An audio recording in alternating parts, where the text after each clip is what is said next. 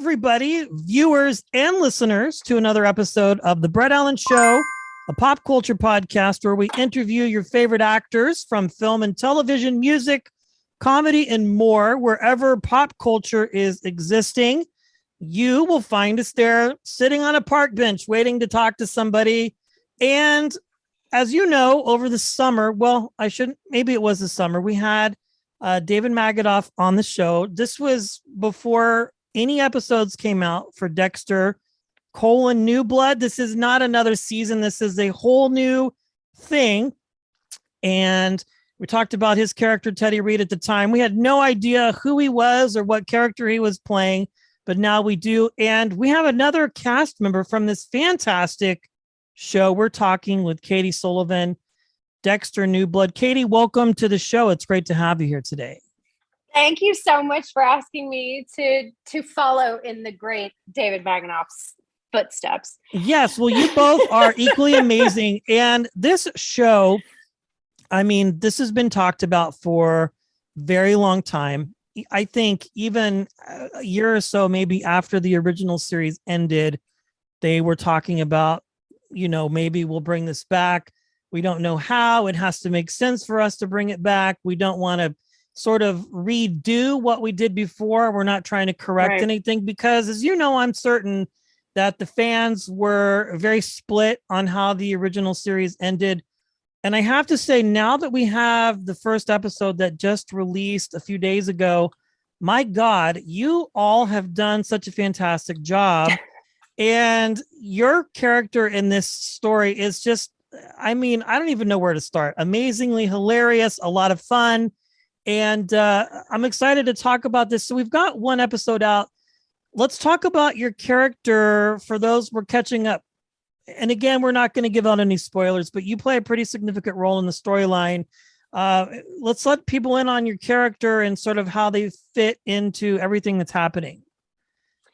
So we meet Dexter. Well, I guess he is Dexter, but we meet him almost a decade later. It's sort of real time.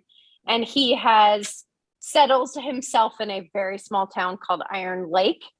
It's in upstate New York. And it's this sort of juxtaposition of like, he was in this sort of booming metropolis of Miami in the original show. And I think they wanted to like scope it way down, the writers and the creator of the show, to like, what would happen if the same person lived in, a small town where everybody knows each other's business. And my character's name is Esther, and she is the police dispatcher for this tiny little town, for the police station there in Iron Lake.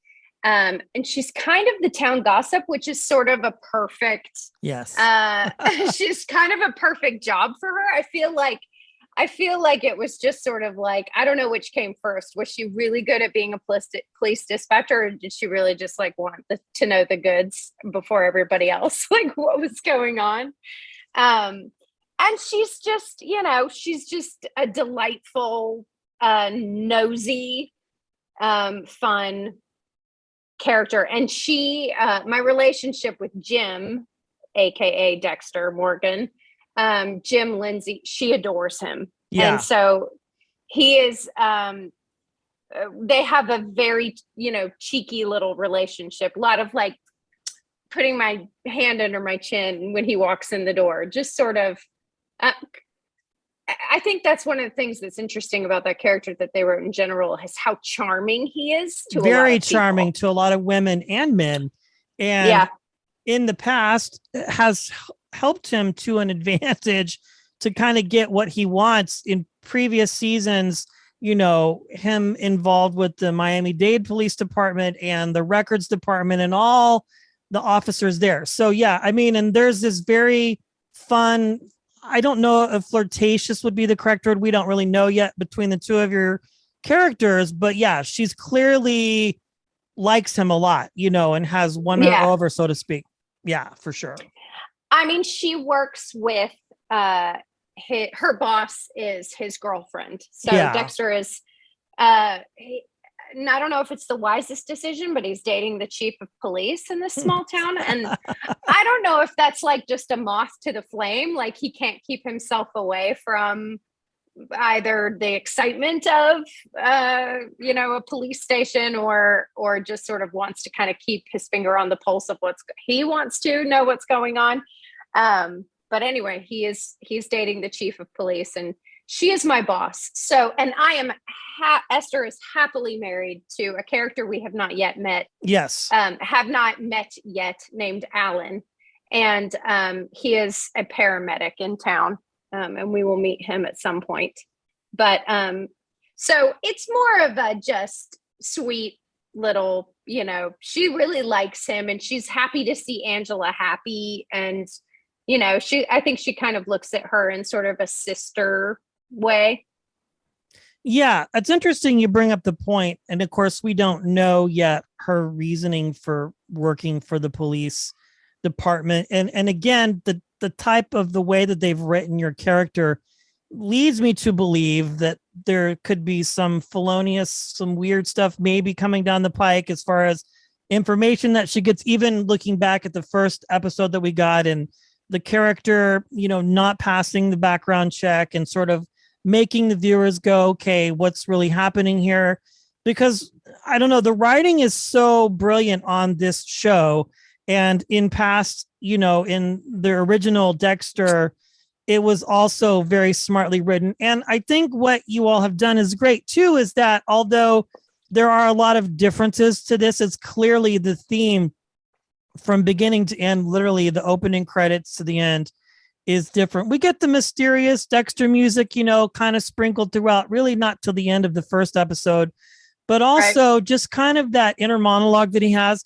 I think that it's so crazy amazing that they picked Jennifer Carpenter to come back and be, well, we don't know Dark Passenger. We don't know that yet. We just know she's there and helping him kind of navigate it clearly. Again, we're not spoiling anything after the first episode. Dexter obviously reverts back to his old self, which we kind of expected, maybe not in the fashion that it happened, but again, it's such a great show. Prior to booking this, had you seen the original series before, or did you kind of binge it after, or are you the type of actor who's like, I don't really want to know much other than what, I'm going in with? No, this is actually, no offense to any other television show I've been on, but this is the first time I've ever been, I was a fan of a show. Okay. And that's then great. eventually ended up, being able to work on it. And I have to say that first day on set was actually, we were shooting scenes from that first episode, was my first day on set. And I was so nervous. I was so nervous because, you just sort of like, I love it. Being a fan of the show and like having gone on that ride with Dexter Morgan and I can't tell you how many times I have been jumping up and down on my couch, screaming at my television because someone was coming around a corner watching the original, or, Rita in the bathtub, or, just name it. There are so many moments from the original series that were just fantastic television. And so then to be a part of that is it's pinch me kind of stuff for an actor, especially a show that you are like, you don't expect for things to come back, you're just like, well, okay, that came and it went and I won't be working on that, but that's fine. That's sort of, that happens a lot. Yeah, I've talked to a lot of actors where that happens, where they've been on shows for a very long time, and shows that are known for having big cast shakeups. You know what I'm saying? Right. Where they don't just get killed off; they get written off, just like this. But this is great, and of course, your creator Clyde Phillips is just a genius, and really has, from the outset, as I mentioned at the beginning of our conversation, been very clear about the fact that this is Dexter New Blood. This is different. This is not the same. This isn't Miami/LA, where, they change a few thing around. And what we're seeing is you filmed this. I can't remember. Please correct. This was filmed before or during the pandemic? I'm trying to recall.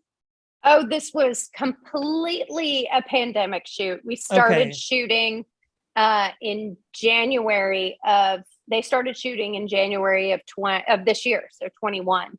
And uh yeah, so they shot from the end of January until we wrapped. I was there the day we wrapped on July 31st. So it was, this 6 months of lots of snow and being outside, and we shot outside of Boston. And the interesting thing about what they decided to do with this season is um, we shot it like it was a 10-hour movie. Yes, So I've heard that. we completely shot it out of order. So you'd be on set one day shooting scenes from episode 3, and then you'd show up the next day and it would be episode 7. And you'd have to go, okay, what do I know? What do I not know? Like, where are we in the storyline? Which is a challenge, but fun. I mean, I know I was listening actually to Michael C. Hall talking about the fact that they didn't shoot that scene of him killing Matt Caldwell in the first episode, like until like 3 or 4 months into the shoot. So like usually when you're shooting a television show, you may shoot some scenes out of order, but you shoot an entire first episode and then you It's pretty stop. succinct, like within a week. Yeah. Yeah, it's like day 1, day 2, day 7, 2 days off, 1 day off, and then you're filming the next episode because it's in real time that you're Right. getting these shows most of the time, like SVU or the Chicago shows. It's all pretty Right. succinct. But I imagine with a project like this, the amount of information that your character or you have as an actor is pretty limited to what's going to happen. Because I recall seeing interviews from the original series where there were only maybe a couple people, including Michael C. Hall and a few others, that really knew the end game of what things were going to happen, obviously, because they're the main character. But for you, when you're doing this and you come in, one day you're shooting the first episode, the next day maybe you're shooting episode 9.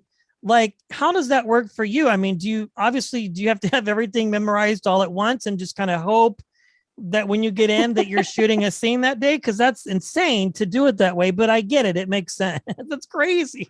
It's pretty crazy. And there were a couple of days based on weather, because we were shooting, part of the reason why they set it outside, or we shot outside of Boston, was to utilize as much natural snow as possible.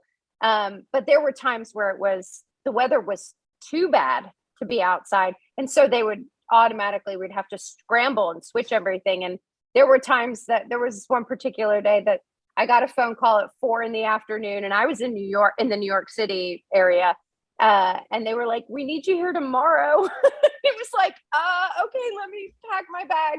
I'll be there. Yeah, I know. That's crazy. And you do have to say, "Can you please tell me what scene we're doing, like as soon as possible?" And they're like, "We'll let you know as soon as we can." I mean, it was a challenging way to shoot, I think, and it kept everybody on our toes. But I feel like in some ways, it definitely kept it exciting. It was never mundane. Shooting this show was never boring. Yeah, I can't imagine it would be. They did also send me, so they did send me all 10 episodes when they were finished writing them, and I had to sign every NDA under the sun. But and then we got to the last, I think, like 10 pages of episode 10, and they were all blacked out. So like even the cast, we had sort of like guesses. I mean, I know what happens now, but like Yeah. I had no idea when I was like, I didn't know how things resolved. And it was a bit of like, what do you think is going to happen? Well, what do you think is going to happen? That's funny. Friends and family, Yeah. They find out that Katy is on Dexter New Blood. What is the response like? I mean, everybody is just really excited and happy for me. It was really funny. My brother sent me a picture this week of my nephew and niece sitting in front of the television, with a like still shot of him watching me. He was like, we found a little bit that they could watch. And I was like 30 seconds. And he was like 90 seconds. I was like, oh, great. So no, everybody's really excited. He actually, that same brother, heard some, random people talking about the show in line at like lunch or something.